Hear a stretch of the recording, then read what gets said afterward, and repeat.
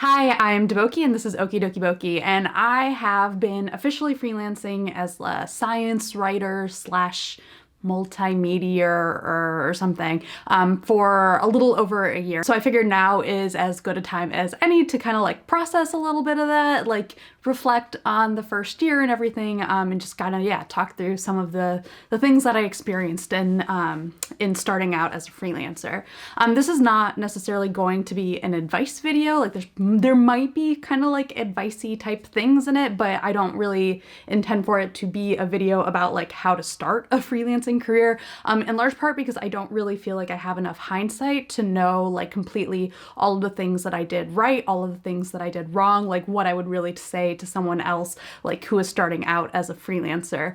For me, like it would have been like if I made a video at the end of my first year of grad school and been like, this is what you should do as a first year, when really I don't think I had enough of a sense of like what grad school was like to like tell a first year what to do until like way later on in that process. I wanted to make this video because, to be completely honest, I think like a lot of people in this field of media or whatnot, I really had zero intention of becoming a freelancer. I started out, for those of you who are new to my channel, I started out as a PhD student in biomedical engineering. I finished that up like in 2018. I think it was 2018, and like sort of towards the end of my time in grad school, I decided to make the switch over to science writing. And as I was like doing research on what jobs are like in media and writing and whatnot, it became clear that a lot of people are freelancers, but I was just like reading these guides to how to do freelancing, and I was like, that sounds terrible to have to like be constantly putting yourself out there and like having this very like insecure kind of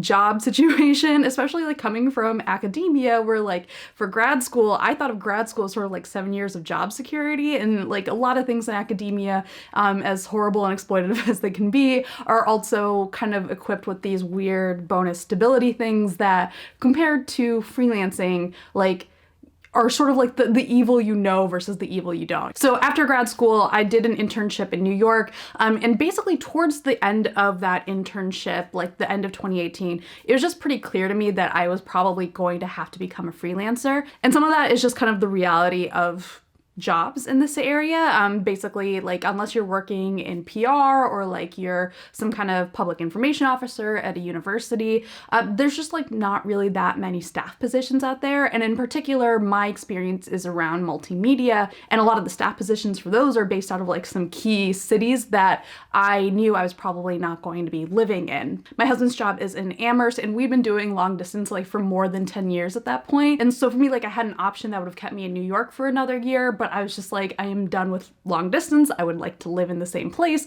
There's a lot of things personally that I would just like to be able to do, that like sure means I'm gonna have to make these professional choices that are scary. And there is sort of like a strange cycle to that. Like part of the reason why I ended up going to freelancing is because of my husband's job, because he was in an area where there weren't necessarily a lot of like jobs related to specifically what I was looking for. And so freelancing was kind of my best route to go down. But his job is also kind of part of what has made freelancing, especially in this first year, a lot less terrifying than I think it would have been otherwise. I was talking to a friend who was in this journalism program where they had, you know, like these kind of like career talks from journalists, some of who are freelance. And whenever one of the freelance journalists came in, the students would basically try to figure out like, are they married, or like do they have a partner of some sort? Because like inevitably that is a big part of what is attached to freelancing, is that like it is much easier to be a freelancer if you have a partner who has a stable source of income and health insurance. Having a partner whose job gives you health insurance is also very nice. So this doesn't mean that you have to be married to freelance successfully, but a lot of the stress of freelancing for me was like made a lot less terrible because I had a partner who, alongside being emotionally supportive, was financially able to take care of us, especially in the beginning. So my freelancing career technically actually started with a project that I was wrapping up for my internship. So I finished my internship in December, and then the way that it was just structured, it was kind of like, okay, well, you need to wrap up this project, so we're gonna hire you on as a contractor. So that was technically like my first freelance job. After I was done with that project, I left New York and moved to Amherst. And basically like one of the first things I did with my newfound free time was just email a bunch of people who might be remotely interested in my work. So this was just basically kind of like a, hey, like I'm here, I'm freelancing. If you need anything like vaguely involving graphics or video editing or writing, let me know. Some of these are people who were like in professional institutions who I'd like talked to in like a professional capacity. Some of them were people I had met and was just kind of like, gotta shoot my shot. Like I did not expect it to pan out, and a lot of times they didn't. But it was good just to kind of like put it out there that like, hey, if you need someone to do a thing, I am here. I also went to a big conference in my field, AAAS, which I talk about a lot, and I handed out a bunch of business cards to people that I met. And so that was also a good way to get potential leads on people I could get in contact with. So yeah, like the first half of 2019 was basically just like a lot of hustling around to see what I could get to work. And I think that's pretty standard. And yeah, not everything panned out. When you're in this situation, I think you're really playing a numbers game and just kind of trying to throw things and seeing like what sticks, especially in that beginning phase. The thing that has helped my anxiety in this situation has been to put myself more out there so that I get used to the rejection and I take it much less personally. So a lot of the beginning of my 2019 was actually pretty sparse work-wise, but what I did end up doing was also pretty varied, which was kind of nice. It kind of reminded me of like when I started out in grad school and you're just like trying out a bunch of different projects to see what works. So I ended up working like on a variety of different things like social media projects. I did some video projects, and I did those projects for people who are like working in like a bunch of different types of things. So that included like a science-oriented nonprofit, and as well as like academics and some other things. And I think in some ways this is like kind of one of the best parts of freelancing to me, is getting to work on so many different types of things with like very interesting, smart and talented people from like all over the place. Even now, like a lot of my work is a little bit more regular and consistent, but I'm getting to try out new things this year that I'm really excited about because I get to learn how to do different things. And that's not necessarily something you would get to do as easily depending on what kind of like place you're working at. Like if you're at a really established media institution where they have like really clear-cut roles, you might not get to try as many different things. Whereas for me in the past year, especially as someone who's like still kind of building my skill set in this area, it was really awesome to be able to try out different things, see what I liked, see what I wanted to get better at, and yeah, just try shit. I posted on Twitter and Instagram asking for questions for this video, like any questions that you guys might have about freelancing, and I got a few questions about pitching. So a lot of freelance science writers are basically writing for like news sites, media sites, or whatever. They're writing a story, and often basically the way that they get on an editor's radar is that they pitch a story, and then if the editor accepts it for publication, they will like go forward with writing it. And this is like a very common thing for science writers, but one of the weird quirks of my freelancing career compared to a lot of science writers is that I actually have never really pitched anything in that way. Actually, no, that's not true. I did pitch one thing related to video, but like it was sort of like a weird situation. And a lot of this I think is based around the fact that video is such a weird thing. Things work a little bit differently in the video and multimedia world because, you know, it's a collaborative process. It takes a long time. The way video works at media institutions is pretty varied, and it creates challenges when you're coming at this from the freelance side if you want to like pitch a video to someone, because there's just like not really the same kind of framework, I think, compared to if you want to write an article. There's a lot that's been made like about the idea of like pivoting to video, like which really fucked over a lot of writers. I get why writers are frustrated because it ended in a lot of layoffs. It made like huge changes that ended up not panning out. It also wasn't necessarily great for video people because like video is kind of hard. Like it's expensive, it's time consuming, it's labor intensive.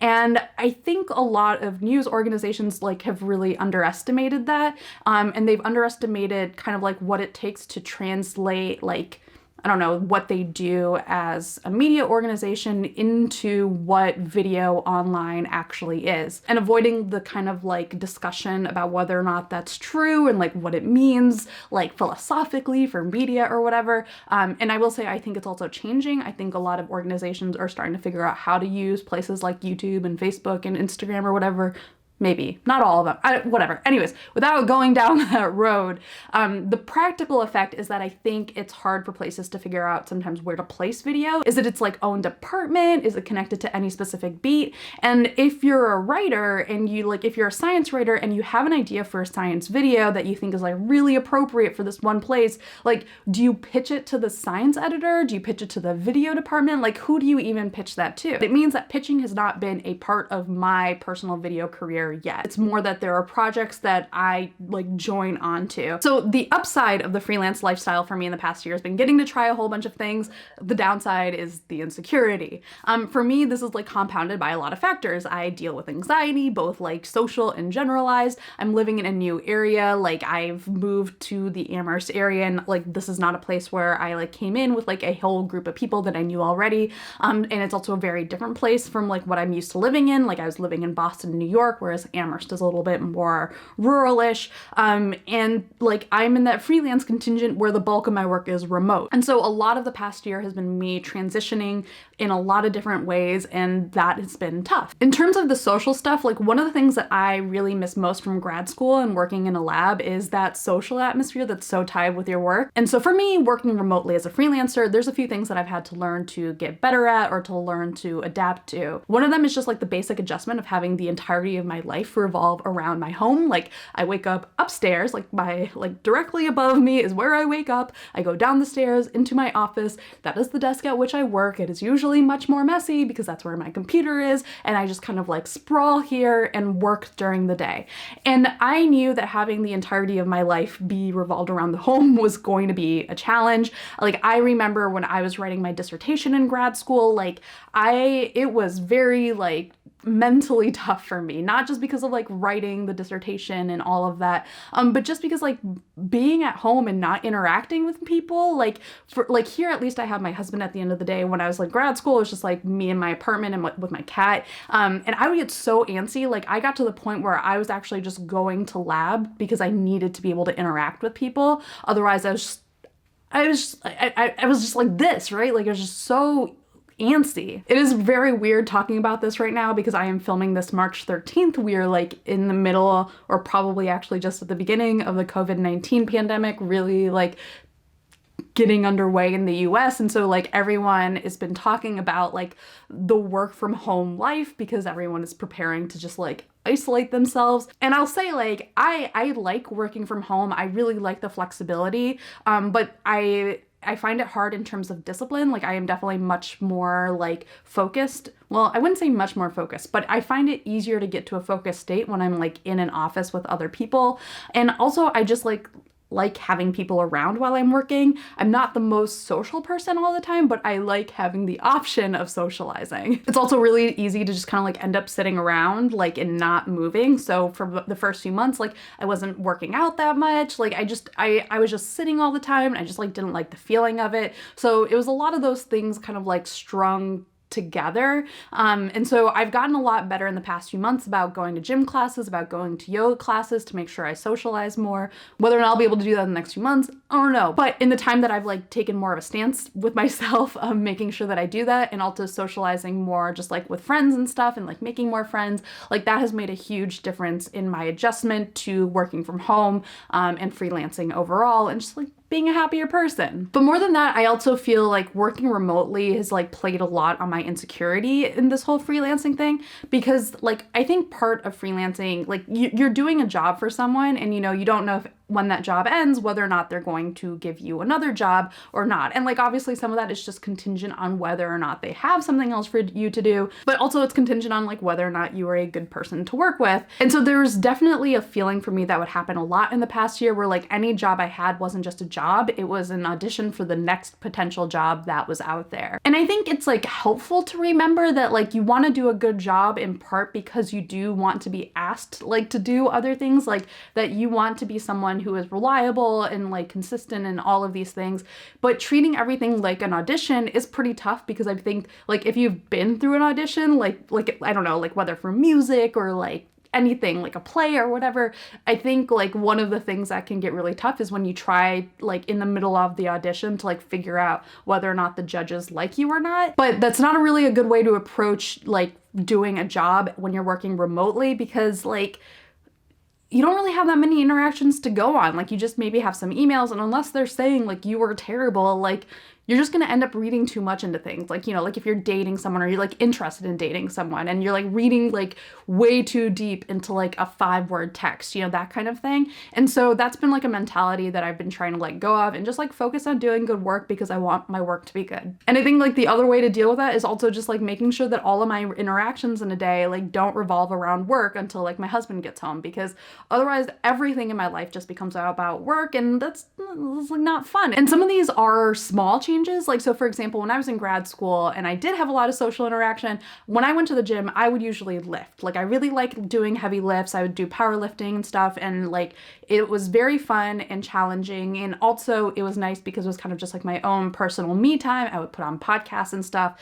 And that it was isolating, but like in a very refreshing way where it's just like, okay, this is my moment to lift something heavy and just like be by myself. But now for me, coming off a long day of work usually means that I have interacted with nobody except like people via email and Slack.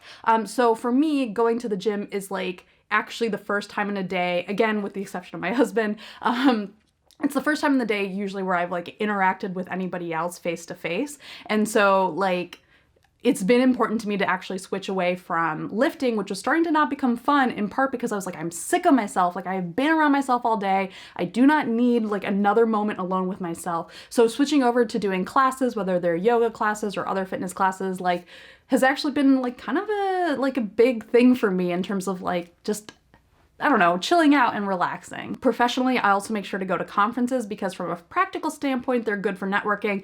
But again, also they're just fun and they're a good way to meet people who are awesome and also happen to be in the same field as you. And I want to emphasize that last part, like in terms of like the professional, like socializing or whatever, because at the end of the day, like all of freelancing for me in the past year has come down to people that I've met in like a whole bunch of different settings. Some of those are like obvious professional settings, like people I worked with who like recommended me for another job, and others aren't professional settings at all. Like they're just people I met, like we were just having fun in a completely different situation, like that had nothing to do with work, but that like ended up actually translating over to work as well. Like I was at a party with friends like a few months ago, and some of them were trying to figure out how to put together a video for a press release about their research, and I was just like there, and I was like, hey, like guess who has the skills to help you out with this. When I say that, I don't mean that you should be treating every like potential friendship, every potential interaction as an opportunity to like get a job, because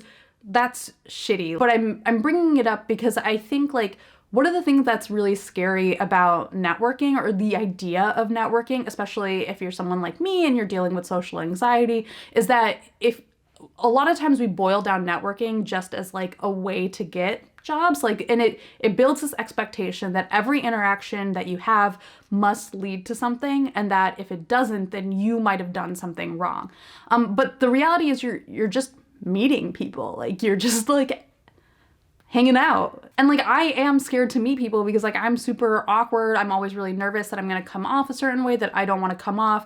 Like I've had to talk myself like out of panic attacks before conference events. And like if you're in that position, either like find someone you know and hang out with them at the conference, and you'll find that often that's a great way to meet people, or find someone else who also doesn't know anyone, and then you will also meet people. And that's just like all again about just like meeting people. Like I think like that is a huge part of just any job. Like it's not just freelancing. I think like any career you go down, because we are in a society is built on people and people meeting each other. And like maybe this is just because like I'm in science writing, and so you know we're bringing the best and worst of like scientists and writers, which means we're like all just a bunch of nerds. Like I just find that like in the end a lot of people are not as terrible as you think they might be, and if they are, then it's great that you learn that in this one interaction, and then you don't have to deal with them anymore. Just meet people. Like if you're freelancing, I think one of the best things you can do for yourself is meet people, because you never know what will pay off for you, what will pay off for someone else,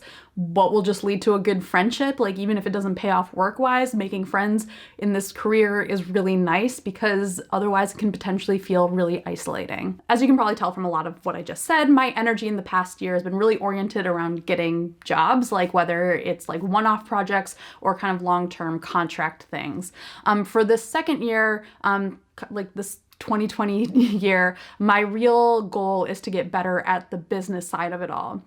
So that's stuff like money, which I haven't really touched on yet, which is partially because like I'm still like not completely sure how I want to talk about money. I got asked a question about whether or not I am paid a livable wage or whether I would need an additional supplemental income. So I alluded to this a little bit earlier in terms of like, it was definitely much easier for me to deal with this freelancing year because I am married to someone who has a steady income.